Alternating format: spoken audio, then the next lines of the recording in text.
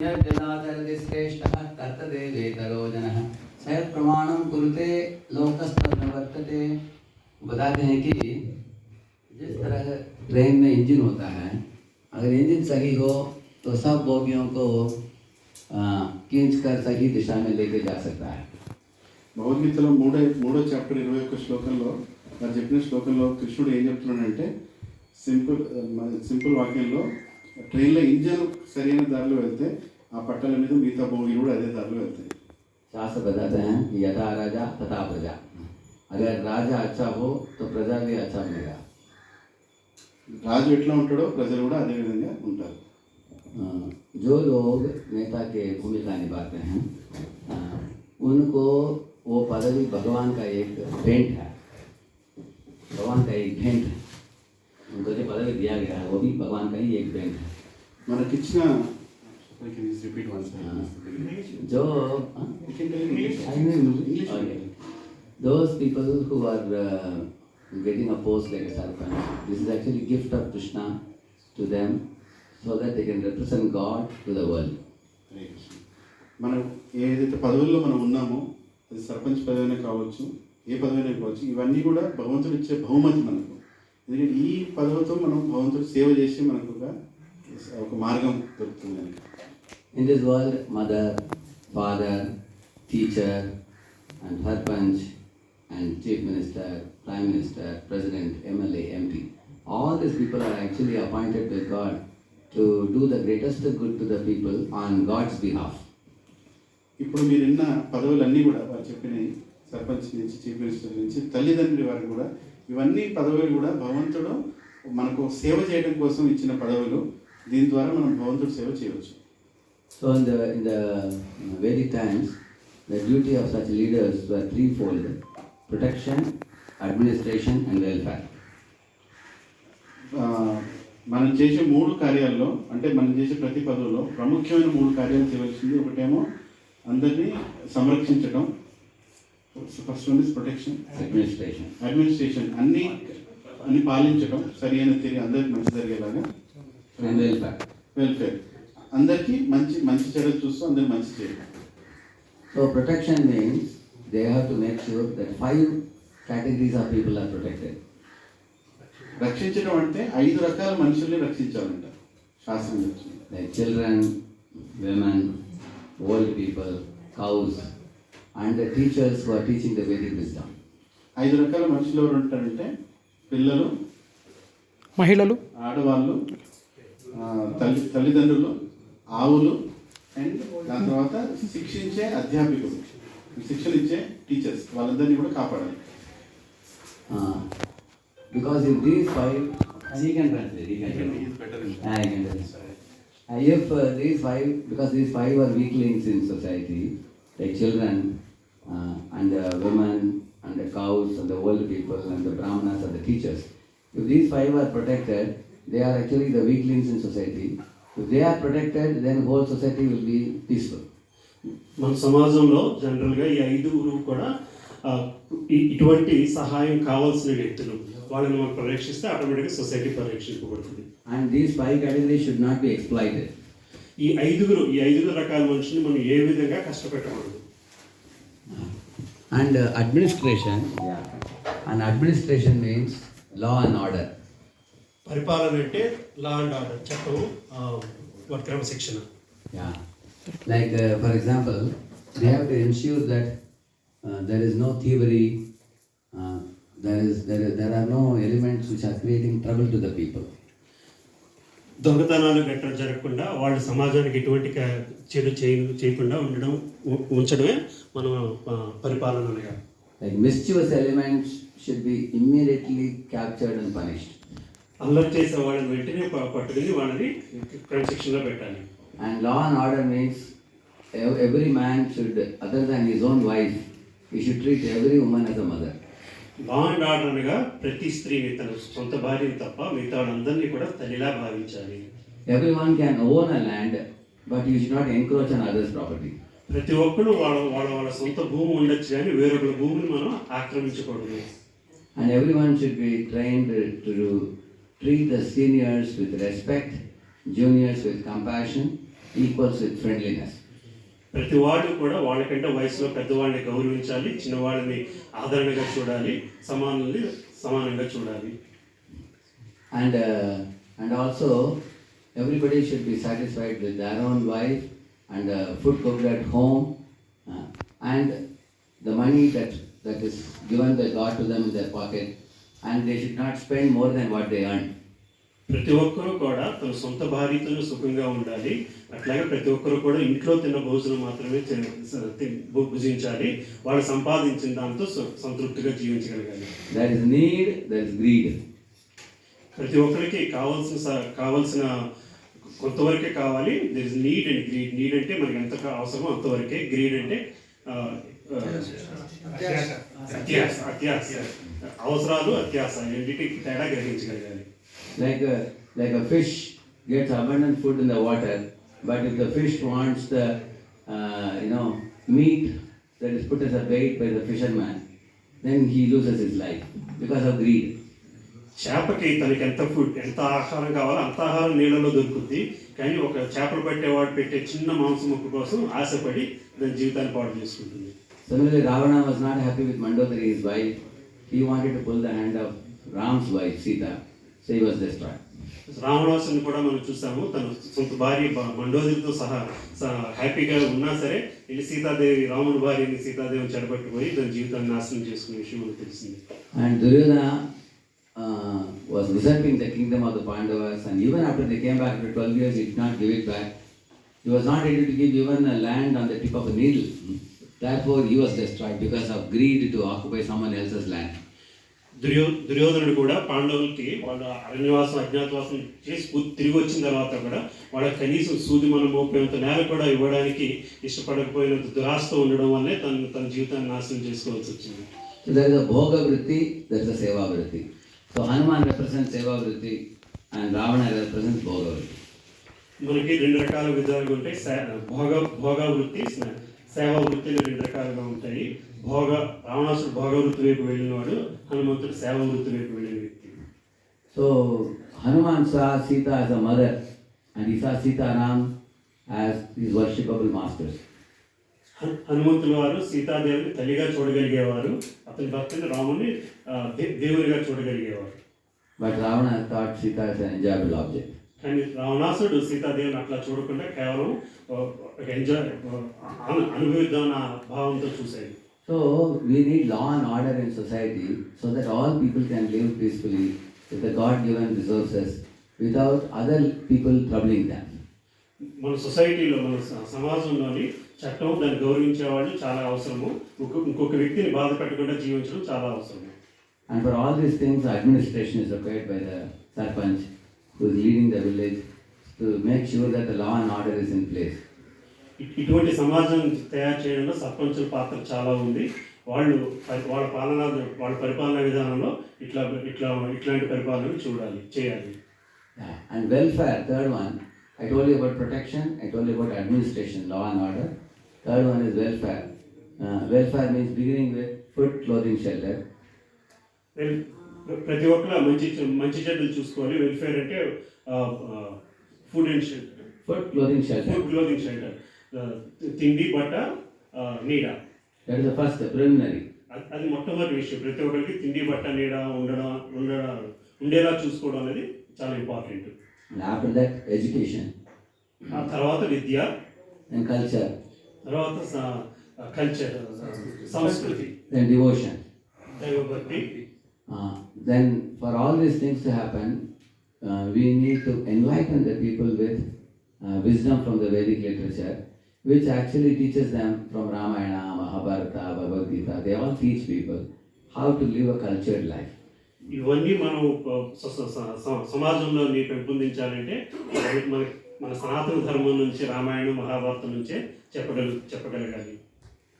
Gandhiji, when he was in 5th standard, he saw one drama from Ramayana of Lord Ramachandra.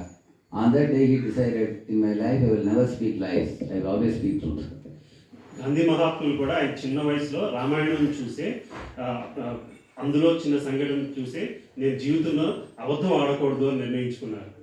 and he went on to become a great leader of the whole nation and became father of the nation. అటువంటి సంకల్పం తీసుకోవడం వల్లనే ఆయన జాతిపిత అవ్వగలిగారు. When he was going to study in London for barrister, his parents were worried that he is going to eat meat and drink wine and chase after women. They were afraid that he will lose his good character. But Gandhi promised, and he kept his promise. ఆయన lawyer అవుదాం, barrister అవుదాం అని London వెళ్ళినప్పుడు కూడా వాళ్ళ తల్లిదండ్రులు ఈయన మాంసానికి కానీ అక్కడ అలవాట్లకు కానీ అలవాటు పడతారేమో, అక్కడ స్త్రీలు అంటే వెళ్తారేమో అని చెప్పి భయపడ్డారు. So when he went to London, he didn't get good food at all outside. Everywhere there was meat. So he only cooked potatoes. He put it in hot coal and fried potato and groundnuts. He was eating for months together like that. And that's what he was eating. అక్కడ ఆయన సరైన భోజనం కూడా దొరక్క అంత మాంసంతో ఉండడం వల్ల ఆయనంతటా ఆయన బంగాళదుంపలు, వేరుశనగ పలుకులు ఉడుకుని తింటూ కొన్ని నెలలు అలా కాలం గడిపారు. So later on Gandhi said the reason for his good character is Ramayana, which he heard in his fifth standard. So he said Rama is my hero. Nowadays children are making Bollywood heroes their heroes. Gandhi గారి తర్వాత ఆయన అలా చేయడానికి స్ఫూర్తి కేవలం ఆయన చిన్నప్పుడు రామాయణం చదవడం వల్లే అలా చేయగలిగానని చెప్పారు. కానీ ఈ రోజు విద్యార్థులు చూస్తే వాళ్ళు కేవలం సినిమా హీరోలుగా భావిస్తున్నారు. గాంధీ గారు రాముడిని ఆయన హీరోగా భావించారు. Our India is famous for having great leaders in the past, but after such great leaders now, India is finding great difficulty in having big number of leaders. In India, you ask any state, every state had one or two or three very, very powerful leaders in the freedom struggle time. But now, after the several decades, we find that there is a great lack of such great leaders because the world is going in a degrading direction. ఒకప్పుడు భారతదేశంలో అటువంటి స్వాతంత్ర సమరయోధులు ప్రతి రాష్ట్రంలోని ప్రతి జిల్లాలోని ఉండేవారు, చాలా మంది ఉండేవారు. కానీ ఈరోజు ఒకళ్ళిద్దరు తప్పితే ఎక్కడ కనబడట్లేదు. మహా అయితే రాష్ట్రానికి ఒకళ్ళిద్దరు అటువంటి లీడర్స్, అటువంటి నాయకులు ఇంకా ఉన్నారు. మిగతా వాళ్ళంతా కూడా తగ్గిపోతున్నారు. So, if we again want to make many, many good leaders in India, like India had in the past, then one has to give values to children right from very early stage. మన సమాజంలో మళ్ళీ అటువంటి నాయకుల్ని చూడాలంటే పిల్లలు చిన్నప్పటి నుంచే వాళ్ళకి ఆ విలువలు నేర్పించాలి. నేర్పించినాడే మనం అటువంటి నాయకుల్ని చూడగలుగుతాము. See, the most important thing in any building is the foundation, which people generally fail to see. మనం ప్రతి ఏ భవనం చూసినా దాని కింద ఉండే పునాది మనకి కనబడదు. Yeah. Once you make a deep foundation, then you can erect a tall building also. మనం పునాది ఎంత బలంగా వేస్తే దాన్ని బట్టి మనం అంత పెద్ద భవనం కట్టగలుగుతాము. Without the foundation, no building can survive, it will collapse. పునాది లేకుండా ఏ ఒక్క భవనం కూడా నిలబడదు. ఇందాక ప్రభుజీ చెప్పిన మాటలు. He told that. ఇటువంటి So, in our times when we were in the school days, we had such teachers with very high character, who taught us a subject called moral science, where we learned stories from Mahabharata, Ramayana and all these things, and we cultivated values. But nowadays school children during that moral science period, they are allowed to go out and play. మనం చదువుకునేటప్పుడు చిన్నప్పుడు ప్రతి స్కూల్లో కూడా మంచి వ్యక్తిత్వం ఉన్న teachers ఉండేవారు, పిల్లలకి ఇటువంటి నీతులు చెప్పేవారు. కానీ ఈ రోజు అటువంటి వ్యక్తిత్వం ఉన్న టీచర్స్ లేరు, పిల్లలకి నీతులు చెప్పే ఉపాధ్యాయులు కనబడట్లేదు. And sometimes the children, even in India, even today, the children treat the teachers like Guruji, even villages. The children go and touch the feet of teachers, saying that they do namaskar to the Guruji. But sometimes the teachers are not studying Vedic literature. So sometimes the Guruji is telling the child, hey, get me a bidi, like that he says.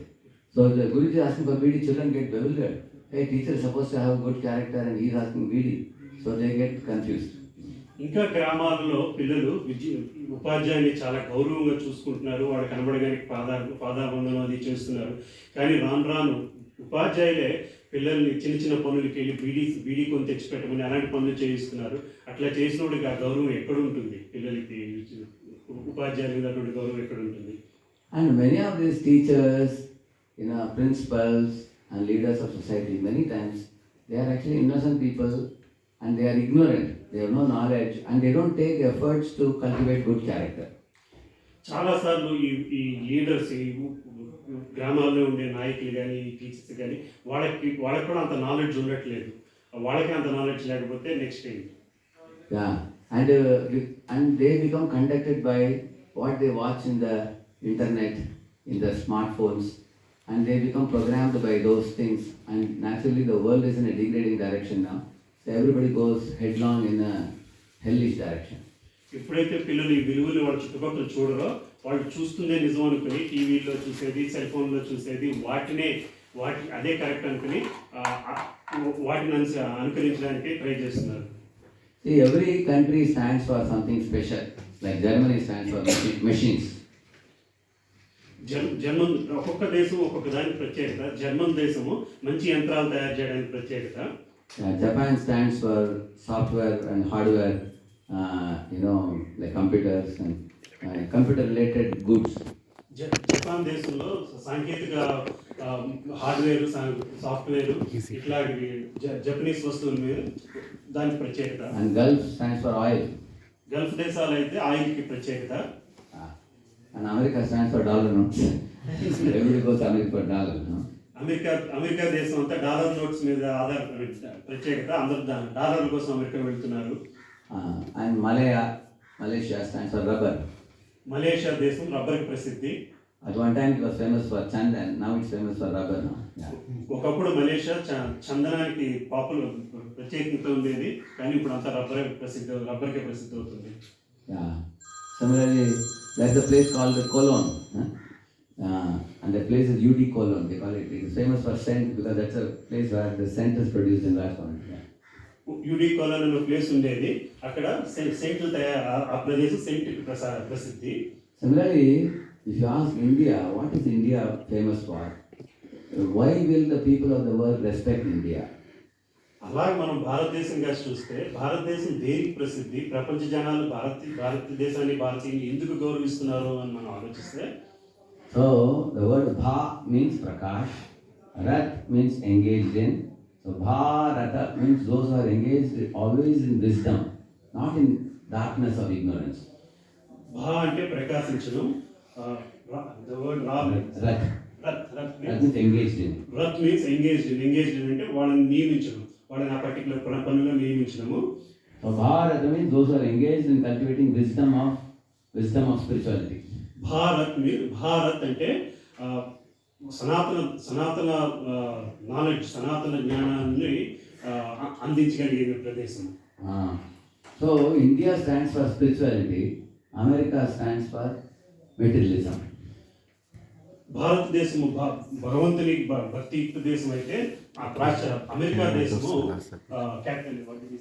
Stands for materialism. Stands భౌతిక సంపదకి ప్రసిద్ధి అవుతుంది. So that Prabhupada whom you are seeing there, in his old age, 1965, he was at that time 70-year-old man. His guru had told him, Indians are not interested in spirituality now. They simply want to make money and maintain family. They have no time for spirituality. So better you go to America and preach, his guru told him. మనం అక్కడ చూస్తున్న శ్రీల ప్రభుపాదుల వారు 1965లో ఆయన 70 సంవత్సరాలప్పుడు ఆయన గురువు గారి మాట ప్రకారం, ఆయన గురువు గారు చెప్పిన మాట ప్రకారం మనకి భారతదేశంలో సనాతన ధర్మం తగ్గిపోతుంది, నువ్వు అమెరికా వెళ్ళి ప్రీచ్ చేయని చెప్తే ఆయన మాట విని వాళ్ళు వెళ్ళారు. What is guru told him? Guru told him to go and preach in the No, one more thing he told him. Indians are not interested in spirituality. He told him. Yes, భారతదేశం సనాతన ధర్మ విలువలను మర్చిపోతున్నది ఆ సమయంలో. And they are simply after what? ఆ సమయంలో భారతదేశీయులు కేవలం పాశ్చాత్య దేశాలను అనుకరించడానికే. I said they are interested in making money and maintaining family. That's all. అప్పుడు భారతీయ జనాలు కేవలం డబ్బు సంపాదించి మన కుటుంబాన్ని పోషించడం మీదే వాళ్ళ శ్రద్ధ అంతా చూపించేవారు. And they want to go to America and bring money. Now they are money minded and materialistic now. Therefore you go to America and preach. వాళ్ళందరూ కూడా భారత జనాలు అమెరికా వెళ్ళి అక్కడ డబ్బు సంపాదించి భౌతికంగా ఇంకా సుఖంగా ఉందామన్న ఆలోచనలోనే ఉన్నారు. అందుకు మీరు అమెరికా వెళ్ళి అక్కడ ప్రీచ్ చేయండి అని చెప్పి ఆయన గురువు గారు ఆయన ఆజ్ఞాపించారు. If Americans take to Bhagavad Gita seriously, then the whole world will follow and Indians will also follow. ఇప్పుడైతే ప్రపంచంతో అమెరికా గారు చూస్తే అమెరికన్ ప్రజలు, అమెరికా దేశస్తులు భగవద్గీతని సీరియస్గా తీసుకుంటారో అప్పుడు ప్రపంచం అంతా భగవద్గీతని సీరియస్గా తీసుకుంటుంది అనే ఆలోచనతో ఆయన చెప్పారు. Now everybody wants material progress, material progress, material progress. So what's wrong in materially progressing like America? Somebody may ask the question. అందరూ కూడా భౌతికంగా ముందుకు వెళ్ళిపోదామన్న ఆలోచనలోనే ఉన్నారు. అమెరికా కూడా అదే ఆలోచనలో ఉంది. వాళ్ళని అనుసరించడంలో తప్పే ఉంది. In fact, even in India today also, everybody is going to school, colleges, thinking about how to grow in material life and make more money and enjoy life. ఈ రోజు కూడా ప్రతి ఒక్క స్టూడెంట్ కూడా ఎంత ఎక్కువ డబ్బు సంపాదించి ఎంత ఎక్కువ జీవితాన్ని ఎంజాయ్ చేద్దామన్న భావనలోనే ఉంటున్నారు. Nowadays, progress means people think only material progress. Nobody talks about spiritual life. ఈ రోజు జనాలు ఎదుగుదల అంటే కేవలం భౌతికంగా ఎదుగుదల అనుకుంటున్నారు. భక్తియుతంగా ఎదుగుదల అనుకోవట్లేదు. So when Prabhupada went to America, he challenged the Americans, you guys have the best of money. ఎప్పుడైతే ప్రభుపాద వారు అమెరికా వెళ్ళారో అక్కడ వాళ్ళని ఛాలెంజ్ చేశారు. మీరు ఎంతో ధనవంతులు, You have the biggest of roads. మీకు ఎంతో విశాలమైన రహదారులు ఉన్నాయి, You have the best of comforts. మీకు ఎన్నో సదుపాయాలు ఉన్నాయి, You have handsome bodies. అందరికి ఎంతో అందమైన శరీరాలు ఉన్నాయి, You have all kinds of enjoyments like big star hotels and everything. Enjoy చేయడానికి కావాల్సిన అన్ని సదుపాయాలు, అన్ని రకాల హోటల్స్ సదుపాయాలు మీ But దేశంలో look ఉన్నాయి. at your students, they are jumping from a 100-story building and committing suicide in big numbers. కానీ మీరు మీ పిల్లలు కాసి, మీ స్టూడెంట్స్, విద్యార్థులు కాసి చూస్తే వాళ్ళు అసంతృప్తితో పెద్ద పెద్ద భవనాల మీదకి వెళ్ళి కిందకి దూకి ఆత్మహత్యలు చేసుకుంటున్నారు. 1 out of 4 people are going to psychiatric doctors. ప్రతి నలుగురిలో ఒకడు పిచ్చాసుపత్రికి డాక్టర్ దగ్గరికి వెళ్తున్నారు. Criminalism is increasing. రోజుకి కూడా నేరాలు పెరిగిపోతున్నాయి, నేరత్వం పెరిగిపోతుంది. Murders are increasing and also divorces are increasing. విడాకులు పెరిగిపోతున్నాయి, రోజుకి మర్డర్స్ పెరిగిపోతున్నాయి. In America, the population is 20 crore. America జనాభా 20 కోట్లు, India population is 120 crore. India జనాభా 120 కోట్లు. How many jails in America do you know? In America, they have 1.5 lakh jails. కానీ అమెరికాలో 1.5 లక్షల జైల్స్ ఉన్నాయి. 1.5 లక్షల So for 20 crore people, they have 1.5 lakh jail. 20 కోట్ల మందికి 1.5 లక్ష జైల్స్ ఉన్నాయి. So India is 120 crore means 6 times. So 6 into 1.5, we should have 9 lakh jails in India. ఆ లెక్కను చూస్తే మనం 6 రెట్లు జనాభా కాబట్టి మనకు 6 రెట్లు జైల్స్ ఉండాలి. అంటే సుమారుగా 9 లక్షల But jails. in India, we have only 50,000 jails. కానీ మన భారతదేశంలో కేవలం 50,000 జైల్స్ మాత్రమే ఉన్నాయి. Why? Because in India, people are reading Ramayana, Mahabharata, and they are very cultured people. They will not do any wrong thing before thinking 2 times. ఇది ఎలా ఎందుకు జరుగుతుంది అంటే భారతదేశంలో ఇంకా రామాయణం ఇట్లాంటివి చదువుతున్నారు, ఇంకా సంస్కృతిని నిలబడుతున్నారు. ఏదైనా పని చేసే ముందు 1-2 సార్లు ఆలోచిస్తున్నారు. In America, if a man is impregnating a woman, he runs away, then the woman has to depend on the government for her money supply because she has to maintain a child. America దేశంలో ఎప్పుడైతే ఒక వ్యక్తి ఒక అమ్మాయి మీద వ్యామోహం తీరిపోయిందామని వదిలేసి వెళ్ళిపోతాడు, ఆ రోజు నుంచి ఆ అమ్మాయి ప్రభుత్వ సహాయంతో బతకాల్సి వస్తుంది. Whereas in India, we have families where husband, wife, children, and the husband's 2 parents, mother, father. They are like one unit, they take care of one another without becoming a burden to the government. కానీ భారతదేశంలో ఇంకా భార్య, భర్త, పిల్లలు, వాళ్ళ తల్లిదండ్రులు ఒక కుటుంబం కింద జీవిస్తున్నారు. అందువల్ల గవర్నమెంట్ మీద ఆధారపడాల్సిన అవసరం ఉండట్లేదు. This is because of Indian culture. ఇది కేవలం భారత సంస్కృతి వల్లే ఇట్లా జరుగుతుంది. America, every man has 2 dozen partners. He keeps on changing one wife to second wife, third wife. They keep on divorcing, changing just like dogs and cats. American దేశాల్లో ప్రతి ఒక్కరు కూడా ఇంచుమించు 2 డజన్లు మనుషులతో తిరుగుతారు. ఒక వ్యక్తి అయిపోయిన తర్వాత ఇంకో వ్యక్తి అలా విడాకులు ఇచ్చుకుంటూ పిల్లులాగా బతుకుతున్నారు. And you will see increasing materialism means increasing fever. Somebody is getting 102, 103, 104 degree Fahrenheit. The more materialism increases, the country becomes like hell. భౌతిక ఆనందం అంటే ఎట్లా ఉంటుందంటే మనకి జ్వరం వచ్చినట్టే అది అలా పెరుగుతూనే ఉంటుంది. ముందు 102, 103, 104 డిగ్రీ, ఆ తర్వాత మనం దాన్ని హ్యాండిల్ చేయలేని విధంగా వెళ్ళిపోతుంది. In India, 75% of the India was in villages. Now I heard that only 45-50% is in villages. Others have gone to city because village people want to go to city people want to go to America, America want to go to moon. ఒకప్పుడు భారతదేశంలో 75% మంది పల్లెటూళ్ళలో ఉండేవారు. అది ఈ రోజు 45% వచ్చేసింది. ఎందువల్లంటే పల్లెటూళ్ళలో ఉన్నవాడు పట్టణాలకు పోతున్నారు, పట్టణంలో ఉన్నవాడు అమెరికా వెళ్తున్నారు, అమెరికా వాడు చంద్రమండలానికి వైపు పరిగెడుతున్నారు. The people in the name of progress, they go to city, but I have lived in Bombay city. How hellish it is, I know. You cannot breathe fresh air, you cannot drink fresh water, and the apartments are like matchbox. ప్రగతి మాటలోని ప్రతి ఒక్కరు కూడా పట్టణాల వైపు పరిగెడుతున్నారు. ప్రభుజీ బొంబేలో ఉండేవారు. బొంబేలోని ఇళ్ళన్నీ చిన్న చిన్న అగ్గిపెట్టెల్లాగా ఉంటాయి, సరైన మంచినీరు కూడా దొరకదు. Yeah. And they have this vegetables which they keep for 6 months or 8 months in a freezer. అక్కడ కొనుక్కునే కూరగాయలు కూడా 6 నెలలు అలా కోల్డ్ స్టోరేజ్ లో ఉండి వచ్చిన కూరగాయలు. And now I go to America, to Boston. There I heard most families cook only on Sunday and keep it in the fridge, and they put it in microwave oven, heat and eat every day, and only once a week they cook. నేను America Boston వెళ్తూ ఉంటాను. అక్కడ చాలా మంది కుటుంబాలు వారానికి ఒక రోజే వండుకుంటారు. ఆదివారం వండుకుని దాన్ని ఫ్రిడ్జ్ లో పెట్టుకుని ఏ రోజుకి ఆ రోజు తీసుకుని వేడి చేసుకుని తింటూ ఉంటారు. So they eat basi food, basi. So అట్లా నీచ పాచనమే రోజు తింటూ ఉంటారు. Although they have a lot of dollar notes in pocket, but no happiness. అందరి దగ్గర డాలర్స్ ఉంటాయి కానీ సంతోషం ఉన్నది లేకుండా పోతుంది. And all of you serpents, you know you are living in villages, you know you eat fresh food every day. మీరందరూ ఇక్కడ గ్రామ సర్పంచులు కాబట్టి మీకు తెలుసు ప్రతిరోజు ఫ్రెష్ భోజనాలు తింటారు, తాజా కూరగాయలు తింటారు. Yeah, you can breathe fresh air, మంచి గాలి, you can drink cow's milk, ఆవు పాలు తాగొచ్చు. you have enough space to move around. కనీసం అన్నిటి తిరగడానికి మంచి స్పేస్ కూడా ఉంది. There is no congestion. గ్రామాల్లో కంజెషన్ అనేది లేకుండా. And your house is not like a matchbox in a 100-story building. మీ ఇల్లు చిన్న చిన్న అగ్గిపెట్టేలాగా పెద్ద పెద్ద అపార్ట్మెంట్లో ఉండేలా లేదు. So Prabhupada asked them, what is the use of you people having so much money? You are not happy. So Prabhupada వారు వాళ్ళని అడిగారు, ఇంత డబ్బు ఉండడం వల్ల ఉపయోగం ఏముంది, మీరు సంతోషంగా లేనప్పుడు.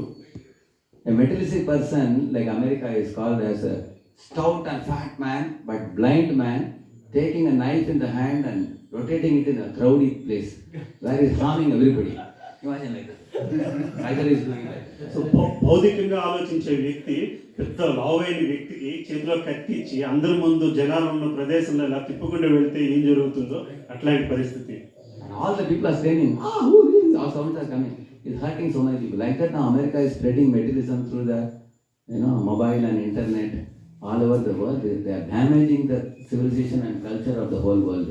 సో ఎప్పుడైతే అటువంటి వ్యక్తి వెళ్తాడో చుట్టుపక్కల అందరికీ ఎలా దెబ్బలు తగులుతాయో, ఈ రోజు అమెరికా దేశము ప్రపంచం అంతా కూడా భౌతిక సంపదని సెల్ ఫోన్లోని ఇంటర్నెట్ ద్వారా అందరికీ పంచిపెడుతుంది. They are hurting the whole world with their blindness. ఇట్లా చేయడం వల్ల గుడ్డిగా ప్రపంచాన్ని అంతటినీ కూడా కష్టపెడుతుంది. And they have stout technologies, it's a stout man doing this. So they are very powerful, so nobody is able to defeat them. So they are spoiling the happiness and peace of mind of all the people by spreading materialism. వాళ్ళ technology వల్ల ఒక బలమైన వ్యక్తిలాగా ఎవరు వాళ్ళని ఎదిరించలేక వాళ్ళకున్న ఈ భౌతిక సంపదని ప్రపంచం అంతా పంచిపెట్టేస్తుంది. And India is a country where every state you name it, you have a saintly person like either Annamacharya, Tyagaraja Bhagavatir, Purandaradasa, Tukaram, similarly Madhvacharya, Shankaracharya, Ramanuja. India, every state you name, there are many saintly people, there are holy rivers, there are holy temples. India is a land of spirituality. So our eyes are wide open, but our legs are lame. Technologically we may be poor, but spiritually we are awake. భారతదేశంలో ఏ రాష్ట్రానికి వెళ్ళినా, ఏ మూలకి వెళ్ళినా మంచి సాధు జనాలు కనబడతారు. మనకు ఏ రాష్ట్రానికి వెళ్ళినా అన్నమయ్య, త్యాగయ్య, భక్త తుకారాం లాంటి వ్యక్తులు మన చరిత్రలో ఉన్నారు. సో భారతదేశ జనాలు సనాతనంగా మంచి ఆలోచనలో ఉన్నవాళ్ళు, కానీ కాళ్ళు మాత్రము టెక్నాలజీ మీద ఆధారపడి వీక్గా అయిపోతున్నాయి. So Prabhupada's Guru told him, India with spiritual eyes, who is lame in the legs, should sit on the shoulder of American, who is a blind man, because they have stout body. So if a man with eyes combines with a man who is blind, both of them say, that means Indian spirituality is sitting on American technology and spread all over the world. America వాళ్ళు కేవలం టెక్నాలజీతో గుడ్డిగా బతుకుతున్నారు. India వాళ్ళు సనాతన ధర్మం ఉన్నా సరే కాళ్ళలో నడిచే ఓపిక లేదు. సో బలంగా ఉండే అమెరికా చెప్పి సరిగ్గా నడవలేని ఇండియన్ భుజాల మీద నించోబెట్టుకుంటే మనకి ఆ రెండు తాలూకా కాంబినేషన్ వస్తుంది. అలా బలము మన సనాతన ధర్మము అని వాళ్ళ శ్రీల ప్రభుపాదులు గారు వాళ్ళ గురువు గారు ఆయనకి చెప్పారు. This is called Anda Pangu Nyay. Anda Pangu Nyay. Anda means blind, okay, Pangu means lame. So if a lame person sits on a blind person, they both can benefit from each other. So కాళ్ళు లేని వాడు గుడ్డివాని భుజాల మీద నించుంటే ఆ విధంగా ఇద్దరికి ఉపయోగపడుతుంది. ఇద్దరు నడిచిగలగలుగుతారు. ఇద్దరు. So therefore, what Srila Prabhupada did in America, he preached, and then he came from America to India back with many Americans, spreaded this all over India. Now, like this Bhagavad Gita, our ISKCON has distributed 60 crores of spiritual literature all over the world. 60 crores, yeah. ఆ విధంగా ప్రభుపాదుల వారు అమెరికాలోకి preach చేసి మళ్ళీ భారతదేశానికి వచ్చారు. అలాగే ఇస్కాన్ను ఇప్పటికే 60 కోట్ల పుస్తకాలను పంచిపెట్టింది. So the books have reached the schools, colleges, homes. So ఆ విధంగా ఈ సనాతన విజ్ఞానము మనం స్కూళ్ళకి, పిల్లలకి, ఇళ్ళకి, అన్ని చోట్లకి కూడా వెళ్తుంది. You go to any city in the world, if you go to ISKCON temple, you can eat Indian food and you can take darshan of Radha Krishna Murti and there is puja happening, and even the Americans and Russians are wearing dhoti like this and they are studying Bhagavad Gita all over the world, in all the cities. ఈరోజు ప్రపంచంలో ఏ మూలకు వెళ్ళినా సరే ISKCON దేవాలయంలో చక్కటి భారత భోజనం దొరుకుతుంది. అక్కడ ఆ దేవాలయం చూసుకుంటున్న అమెరికన్స్ కానీ రష్యన్స్ కూడా వాళ్ళు కూడా ఇట్లాగే ధోతి గట్రా కట్టుకుని చక్కగా టెంపుల్స్ రాధాకృష్ణ దర్శనాన్ని మనకి అందరికీ ఇవ్వగలుగుతున్నారు.